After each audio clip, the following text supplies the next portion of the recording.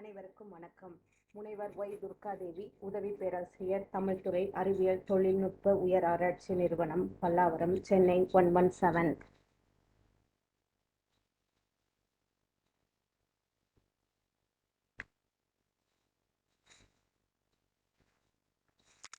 Wales அறிவியல் தொழில்நுட்ப உயர் ஆராய்ச்சி நிறுவனத்தின் தொலைநிலை கல்விக்கான இளங்கலை 1ஆம் ஆண்டு 2ஆம் பருவத்திற்கான பாடத்திட்டம். பருவம் 2, தமிழ்த்தாள் 2, அரை இலக்கியம், சிற்றிலக்கியம், சிறுகதை, பயன்பாட்டு தமிழ். இதுல தொகுதி 1ல அரை இலக்கியம். அரை இலக்கியம்னா அறக்கருத்துக்களை கூறக்கூடிய இலக்கியங்கள். 14 கீழ்கணக்கு நூல்கள்ல அரை இலக்கியங்கள் வருது, சரியா? அதுல திருக்குறள், நாலடியார், பழமொழி 400, திரிகடுகம், இனியவை 40. இதுல இருந்து அந்த 5 தலைப்புகள்ல நமக்கு பாடப்பகுதியா இருக்கு. அது என்னென்னு பார்க்கலாம். ஃபர்ஸ்ட் திருக்குறள். அரை இலக்கியம்னா என்ன? அறம்னா நீதி கருத்துக்களை கூறக்கூடியது. இது 14 கீழ்கணக்கு நூல்கள் அப்படின்னு சொல்றாங்க. சங்க இலக்கிய நூல்களை 14 மேற்கணக்கு நூல்கள், 14 கீழ்கணக்கு நூல்கள் பிரிக்கிறாங்க. அதுல 14 கீழ்கணக்கு நூல்கள்ல அரை இலக்கிய நூல்கள் 11 நூல்கள்.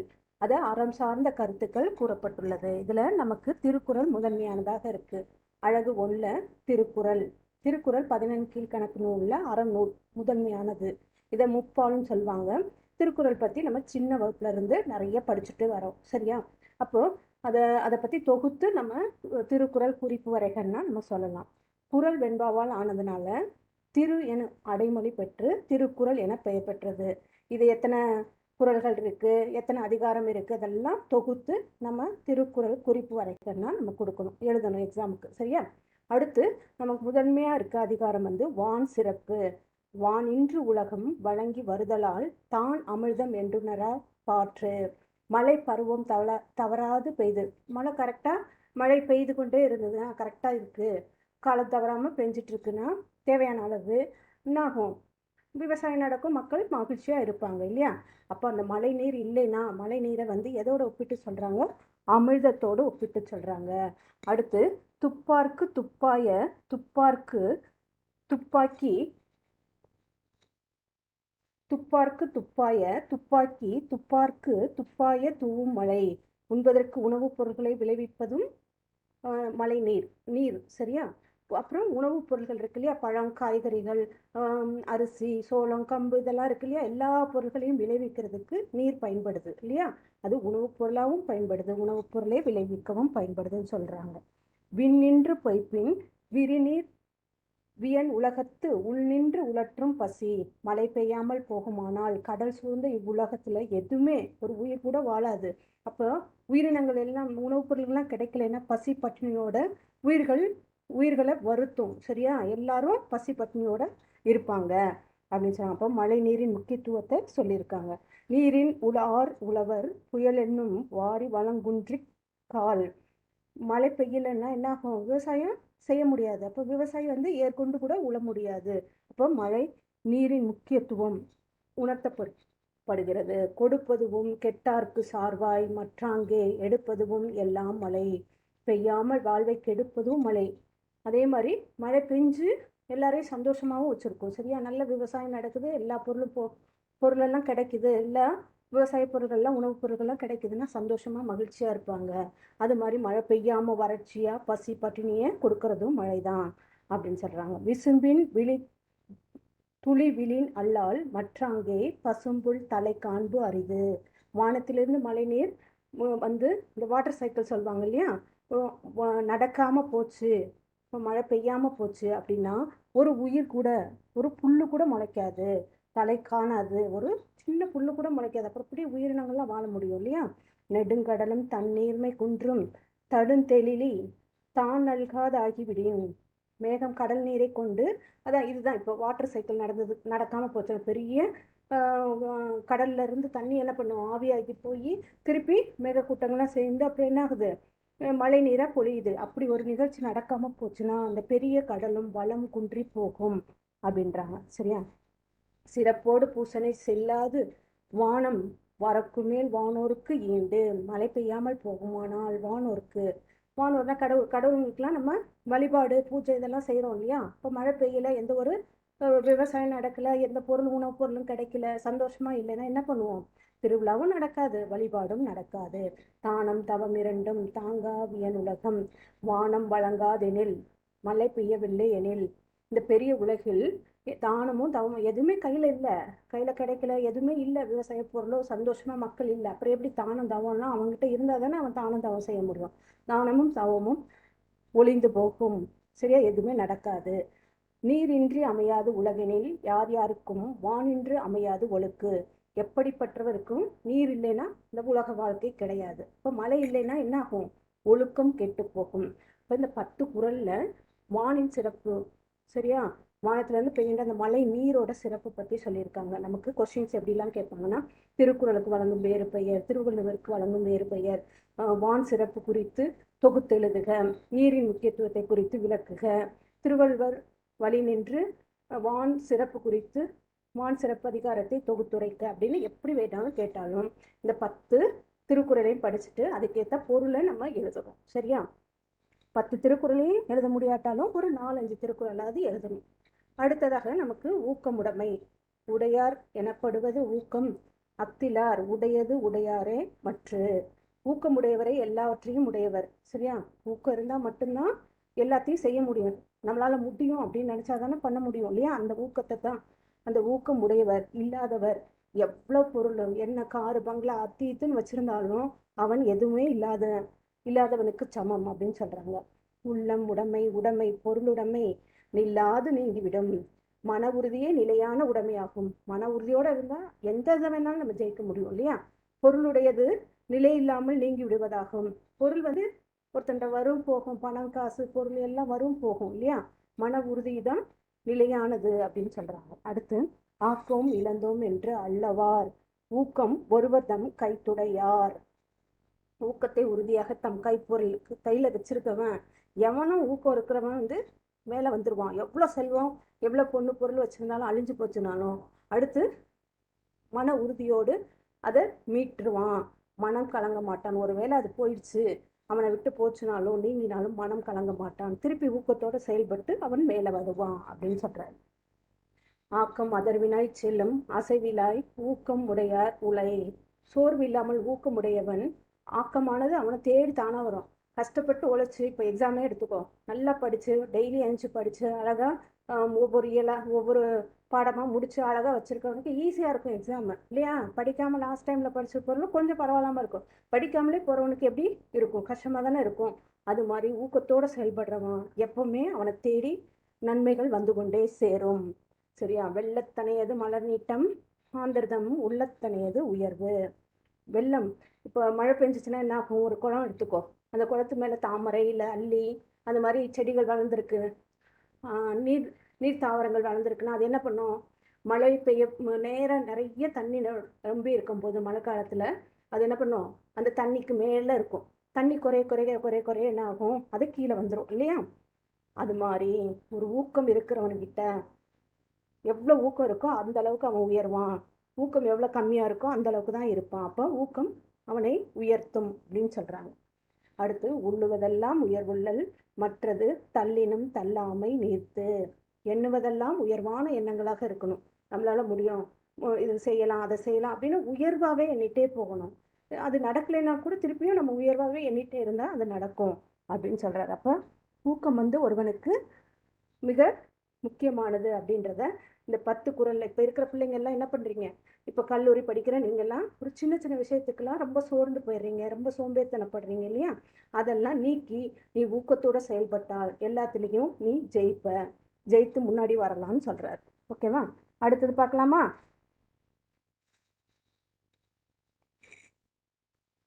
குறிப்பறிதல். இது உனக்கு பிடிச்சமான பாடம், சரியா? என்ன ஒன்றும் இல்லை, ஒரு பையனும் பொண்ணும் நீங்கள் பார்த்துப்பீங்க பேசிப்பீங்க இல்லையா? குறிப்பால் பேசிக்கிறது. இப்போ ஒரு காதல் பண்ணுற 2 பேர் இருக்காங்கன்னு வச்சுக்கோம். ஒரு ஆண் பெண், இல்லை அந்த காலத்துலலாம் தலைவன் தலைவின்னு சொன்னாங்க, சரியா? இப்போ ஒரு ஆணும் பெண்ணும் பழகும்போது அந்த குறிப்பால் அந்த கண்ணால் அந்த செய்கையால் எப்படி பேசிக்கிறாங்க அதுதான் அந்த குறளில் சொல்லியிருக்காங்க. இன்பத்துப்பால்ல இருந்து நமக்கு குறிப்பறிதல் இருக்கு, சரியா? இரு நோக்கு இவளுன் கண் உள்ளது ஒரு நோக்கு நோய் நோக்கன்றோ நோய் மருந்து. இவளுடைய இந்த மையுண்ட கண், அழகான கண் சைடாக பார்க்கும்போது ஒரு பார்வை நோயை கொடுக்குமா, இன்னொரு பார்வை நோயை போக்குமா. சரியா? அவளோட பார்வைக்கு அவ்வளோ இது இருக்கான். பார்வைக்கு அவள் பார்த்த உடனே இந்த நோய் நீங்கி போதான். சரியா? கண் களவு கொள்ளும் சிறு நோக்கம் காமத்தில் செம்பாகம் அன்று பெரிது. நான் பார்க்காத போது, அவன் பார்க்காத போது என்ன பண்ணுவான்? ஃபஸ்ட்டு ஸ்டார்ட் பண்ணும்போது 2 பேரும் ஆணும் பெண்ணும் பழகுறாங்கன்னு வச்சுக்குவான். அவன் பார்க்காத போது இவ சைடாக பார்ப்பான். நிறைய படங்கள்ல எல்லாம் நீ பார்த்துருப்ப, பார்க்குற மாதிரி காட்டுவாங்க. சரியா? அப்போ அவன் பார்க்கும்போது பார்க்க மாட்டான். அவன் பார்க்காத போது பார்த்துட்டு லைட்டாக சிரிப்பா. அவள் பார்த்து சிரிக்கிறது எனக்கு சரி பாதியான அவன் வந்து என்ன உண்மையாகவே அன்பாக ஏற்றுக்கிட்டா அப்படின்னு அவன் புரிஞ்சுக்கிறான். சரியா? நோக்கினான் நோக்கி இறைஞ்சினாள் அத்தவள் யாப்பினுள் அட்டிய நீர். அவள் என்னை அன்புடன் தலைகுனிந்து பார்க்கறது செயல் அன்பாகிய பயிரை. அவங்களுக்குள்ள காதல் வளருது இல்லையா, அந்த பயிருக்கு ஊற்ற நீரான். அவள் மெல்ல சிரிக்கிறா, பார்க்குறா. எடுத்தோடனே பேசிட மாட்டாங்க எல்லா பொண்ணுங்களும் இல்லையா, அதை வர்ணித்து சொல்லியிருக்காரு. சரியா?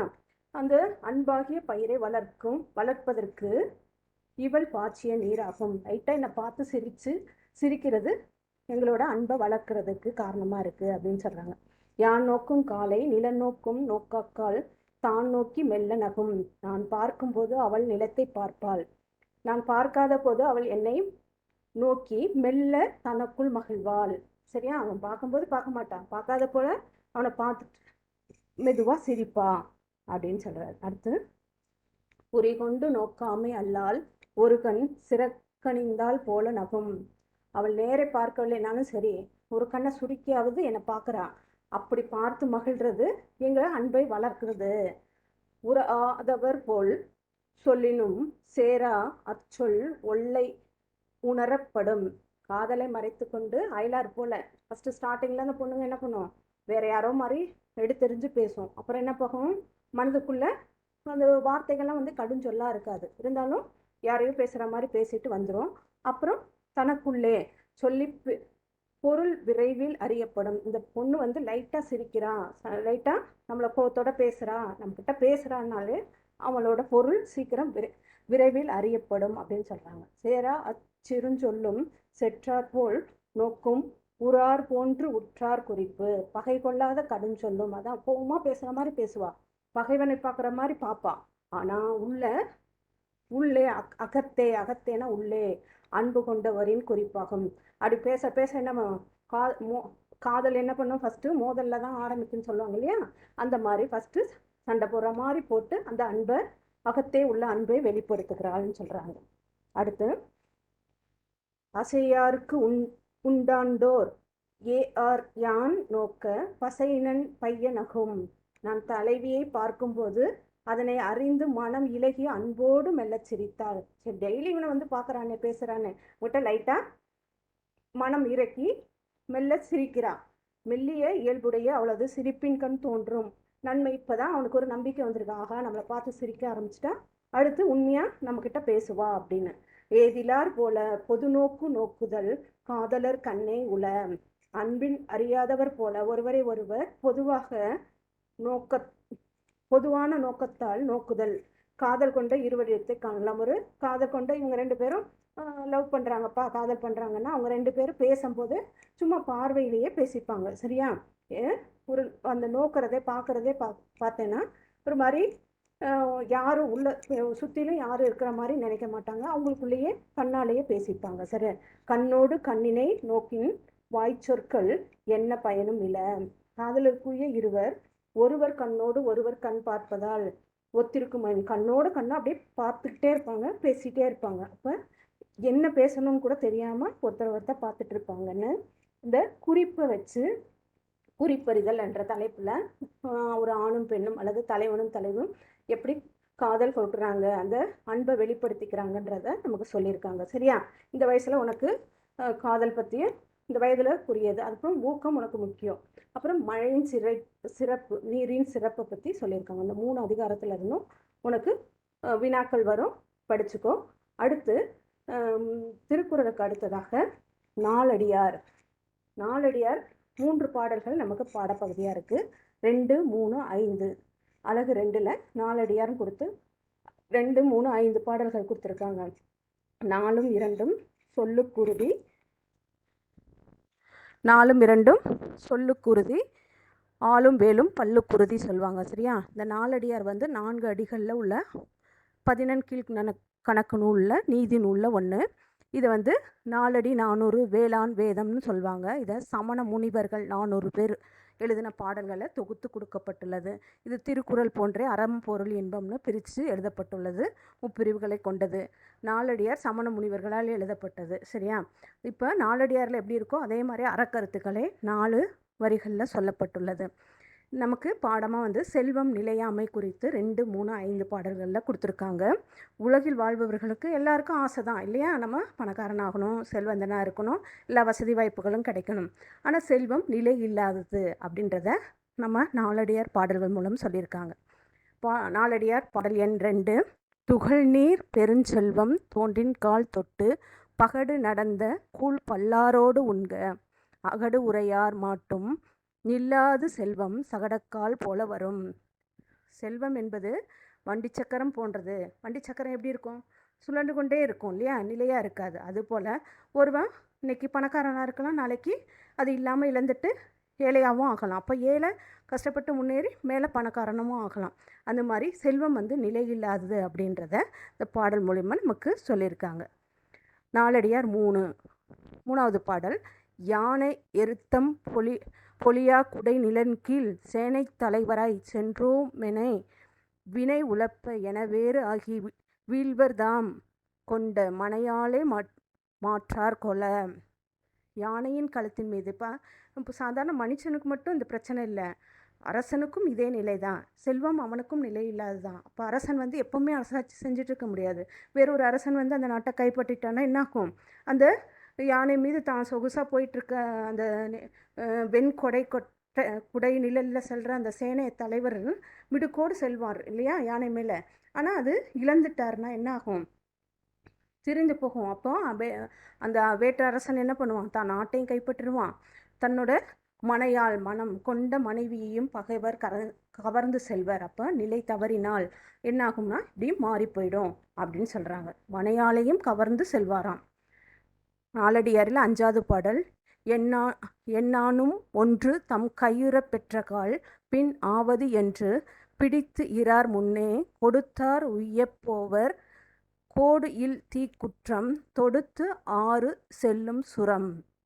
அதாவது என்ன சொல்கிறாங்கன்னா, ஏதாவது ஒரு பொருளை இப்போ நம்ம பொருள் எல்லாம் சேர்க்குறோம், நம்மக்கிட்ட நிறையா இருக்குன்னா அதை என்ன பண்ணணும்னா அந்தந்த காலத்துலேயே நம்ம பிரித்து யாருக்காவது இல்லாதவங்களுக்கு கொடுத்துடணும். அடுத்த வருஷத்துக்கு இல்லை அடுத்தடுத்த காலத்துக்கு நம்ம தலைமுறைக்கு இது இருக்கணும்னு சேர்த்து வைக்கிறவங்கள என்ன ஆகும்னா, இறந்துட்டால் நம்ம என்ன சொல்வோம்? சொர்க்கத்துக்கு போகிறோம், நரகத்துக்கு போகிறோம்னு சொல்கிறோம் இல்லையா? அப்போ இறுதி காலத்தில் என்ன ஆகும்னா, யமன் வந்து பாசக்கயிற்றால் பாலை நிலத்தில் இழுத்துட்டு போவானாம். யார்? இந்த தானம்லாம் செய்யாதவங்களை இழுத்துட்டு போவான். அப்படி இழுக்க நேரிடும். சரியா? பாசக்கயிற்றால் கட்டி இழுத்து செல்லும் கொடிய வழியிடையே தலைப்படுவர். அப்படி யாருக்கும் கொடுத்து உதவாமல் சேர்த்து வைக்கிறவங்க வந்து இந்த மாதிரி பாசக்கயிற்றால் இழுத்து செல்ல நேரிடும் அப்படின்னு சொல்கிறாங்க. சரியா? அப்போ நம்மளால் முடிஞ்ச உதவிகளை செய்யணும். இப்போ நாலடியார் மூலம் செல்வம் நிலையாமை குறித்து நம்ம பார்த்துருக்கோம். சரியா? நாலடியார் குறிப்பு வரைக கேட்கலாம், செல்வம் நிலையாமை குறித்து தொகுத்துரைக, இந்த பாடல்கள் வழி சிறப்புகளை விளக்குக அப்படின்னு சொல்லிட்டு நமக்கு வினாக்கள் வந்தால் அதுக்கேற்ற மாதிரி எழுதணும். சரியா? இப்போ நம்ம பாடப்பகுதியில் திருக்குறள் நாலடியார் பார்த்துருக்கோம். இதுக்கான வினாக்களுக்கும் விடையை பார்த்துக்கோங்க, படிச்சுக்கோங்க. அடுத்த வகுப்பில் நம்ம அடுத்ததை பார்க்கலாம். நன்றி, வணக்கம்.